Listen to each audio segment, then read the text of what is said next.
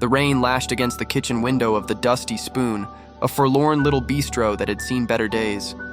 Inside, the only light came from the neon open sign, flickering weakly. Jasper, the bistro's proprietor and sole chef, stared blankly at a simmering pot of what was meant to be bouillabaisse, but looked suspiciously like muddy dishwater. He'd lost his touch, his passion, and frankly, his will to care. A soft meow startled him. A sleek obsidian-black cat sat primly on the counter, tail twitching like a tiny conductor's baton. Her eyes, the color of warm amber, fixed on the pot.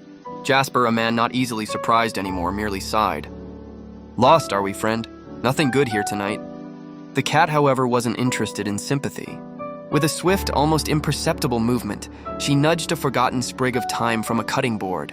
It tumbled into the bouillabaisse.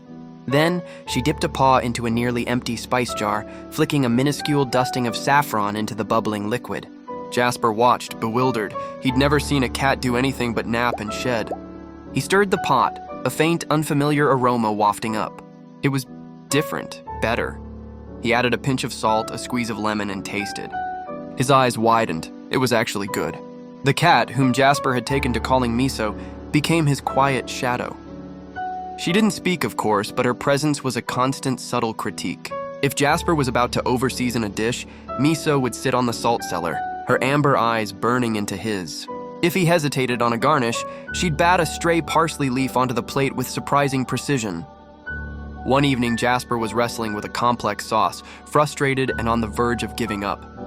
Miso hopped onto the counter, her gaze unwavering. She nudged a small, forgotten vial of aged balsamic vinegar. Jasper, out of sheer desperation, added a few drops. The sauce transformed, rich and vibrant. Slowly, almost imperceptibly, the Dusty Spoon began to change. Customers, drawn by the increasingly delicious aromas wafting from the kitchen, started to trickle in. Jasper, revitalized by this silent feline muse, rediscovered the joy of cooking. His hands, once hesitant, moved with newfound confidence. Word spread. Food critics, drawn by whispers of a resurrected chef, began to visit. They raved about the bistro's newfound brilliance, praising Jasper's inspired touch and unconventional flair. Jasper, knowing the truth, would merely smile, his gaze drifting to Miso, who often sat perched on a high shelf, observing her culinary masterpiece unfold. One particularly busy night, a famous food blogger, notorious for his scathing reviews, arrived. Jasper was nervous. As he prepared his signature dish, a perfectly seared scallop with a complex reduction, he felt Miso's usual watchful presence. He plated the dish, a masterpiece of color and aroma. The blogger took a bite.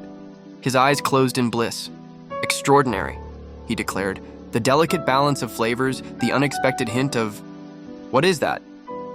He looked at Jasper, who shrugged, a playful glint in his eye. Miso, from her perch, let out a soft, contented purr, so subtle it was almost unheard over the clatter of the busy bistro. Jasper knew. It was the taste of redemption, delicately seasoned with a whisper of cat magic. He had found his way back, guided by the most unexpected and most discerning of cooking cats.